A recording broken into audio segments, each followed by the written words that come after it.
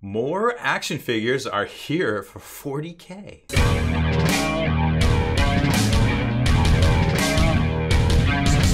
Spiky Bits. Welcome back, Hobby Maniacs. I'm Rob Bear from SpikyBits.com, and we are checking out the McFarlane action figures for Warhammer 40K. So we have the very first, I guess, wave or series is the Assault Intercessor and Necron Warrior with Pew Pew Scarab, of course. You gotta have Scarab if you're a warrior. We ordered the artist proof of the normal Intercessor model, but it's on split shipment, so maybe we'll do a video of that, but like painting it up to see if you can actually paint these things up, because that was the whole point of it, right? These were available on Amazon early from Games Workshop for, I think I paid 20 bucks and back in May when they put it on pre-order. So I got all these back in May. I think I was out 60 bucks. There's some third-party sellers and stuff over there. Pre-order them now for spring delivery, but chances are you might be able to find these on Games Workshop site next week, being like the middle of October 2020, or just getting them on the secondary market. It looks like all the, you know, little games shops, video games places, and larger big box retailers are going to have these. So I wouldn't stress over it or pay premium prices. So now, as far as everything else goes, I don't know. I do know this is a 7-inch figure, and it is literally the same size as the Bandai figure. So that's really interesting. So we're definitely going to unbox these and get to the bottom of it and see how they stack up between a $20 figure and a $100 retail figure when it's sold retail. Of course, they go for more now. So for the box itself, it is kind of chunky. I mean, I don't think it's a pound, but with the packaging and stuff, if you get it in the mail, it may end up weighing a pound, or end up weighing a pound there. It's got the Intercessor on the top and the Necron Warrior on the bottom. Not a lot of text or anything like that, just titles and different things like that, and then some warnings and stuff. Hey, don't put this in your mouth, and if you do, don't swallow it. Okay, got it. Cool. Big open box packaging, so you can kind of see everything that's going on in there, and it looks like it's going to be a little bit of work to unbox it, so let's get to that. Well, once you get them out of the packaging, there's a whole bunch of these little plastic tether things, and once you get it out of the actual box, there's still one more that's got it attached to the little plastic blister, which is super frustrating. So just look out for that one. Don't rip it all out of there. Now, first impressions, just kind of looking at this this model, it's definitely way heavier than the Bandai model, and it's probably because there's a lot of solid plastic in here.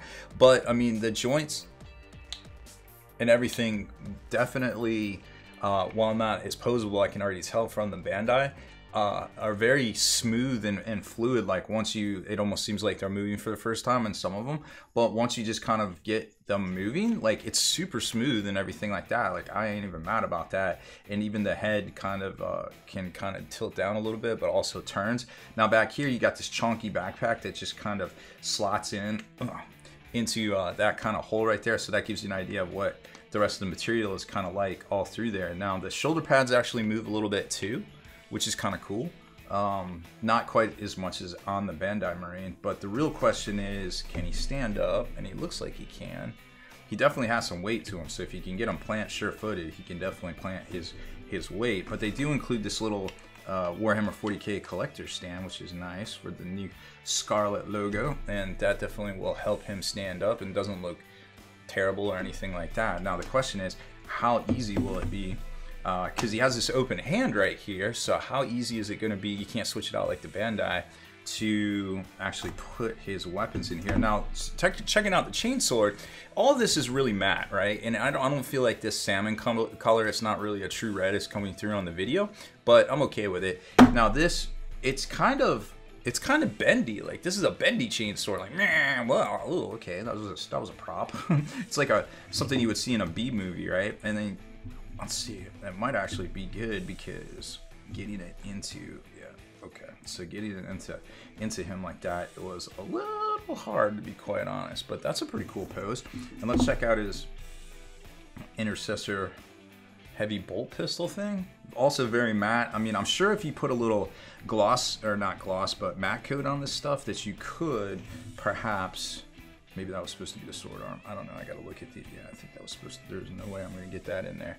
That was definitely supposed to be the sword arm. So don't make that mistake. Yeah, because he's pulling the trigger on that. So I guess it's only set up to kind of be one certain way. And it's, I guess we're very fortunate that this is rubbery, because it's going to take a minute to get this in there for the first time.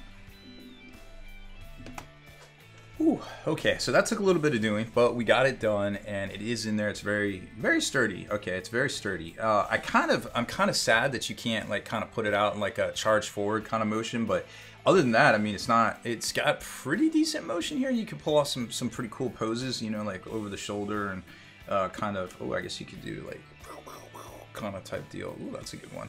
I like that one, but you're kind of pigeonholed into that weapon there and that weapon there, right? And they're a little bit difficult to kind of get into the actual hands, but I'm sure over time that probably won't be as big of an issue. Now, if that's my biggest gripe with this, I guess McFarlane has a home run right here, because that's really all I'm seeing.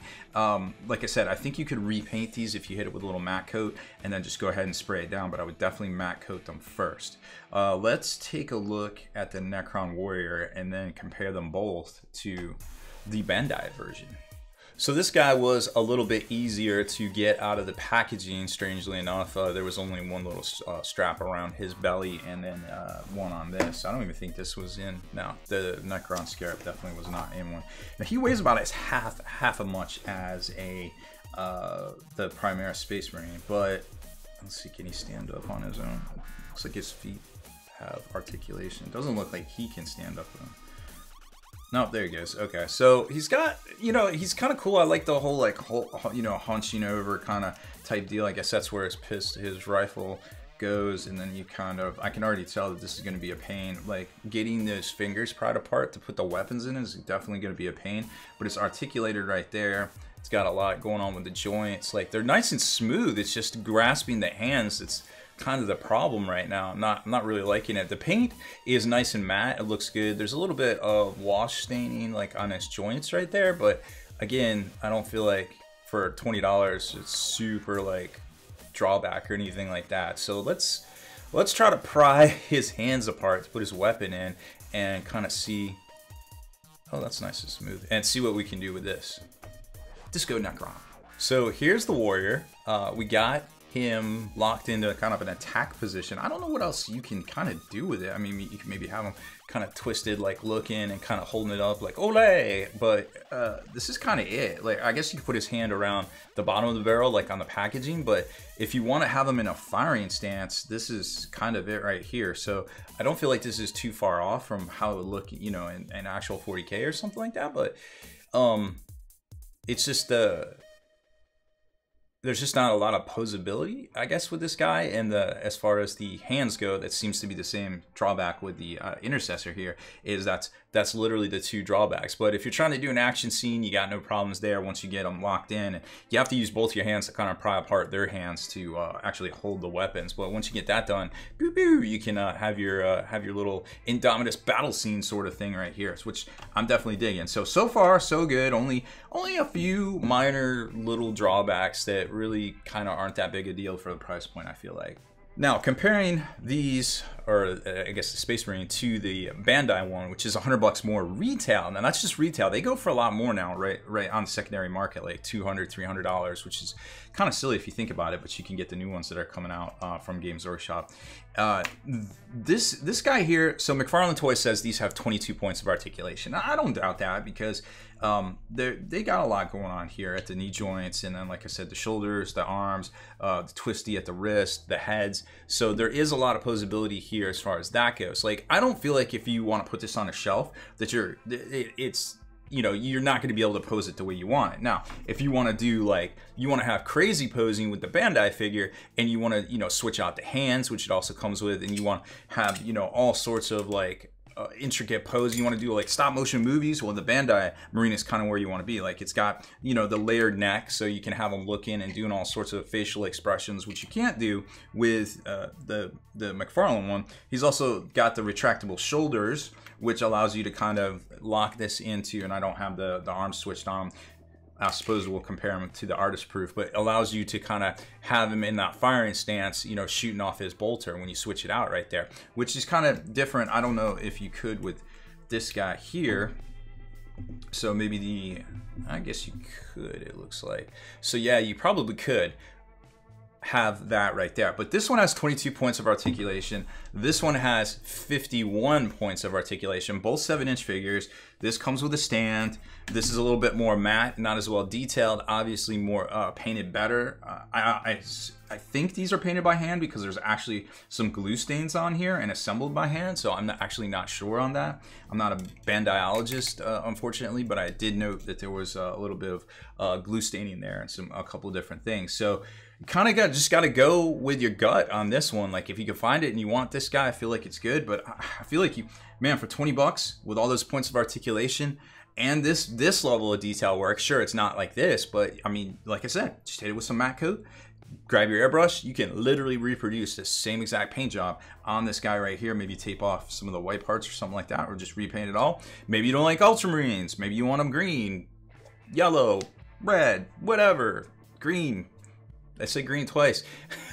But I feel like as far as price point goes, McFarlane pretty much wins out overall all day, every day over the Bandai action figure over here. So, you know, just vote with your hobby dollars and spend your money where it counts, because it's definitely not getting any easier these days. And of course, they just announced that there would be more of these action figures. We know there's 2 more Bandai action figures, the Imperial Fist and then also the Salamander coming out as well. So I'll put some links below, so if you want to pre-order any of those. I don't know when these are going to be back in stores. Like I said, they're not currently in stock on Amazon. They're all pre-orders, but I feel like for the money, it's definitely you're definitely going to be very happy if you're a Necron or a Space Marine fan with these action figures. So that is it for this one. Thank you very much for watching our unboxing review and comparison to the Bandai action figure. These were the McFarlane figures. I'm Rob Bear. Make sure you hit that subscribe button and turn on notifications so you can be very first to watch all our videos.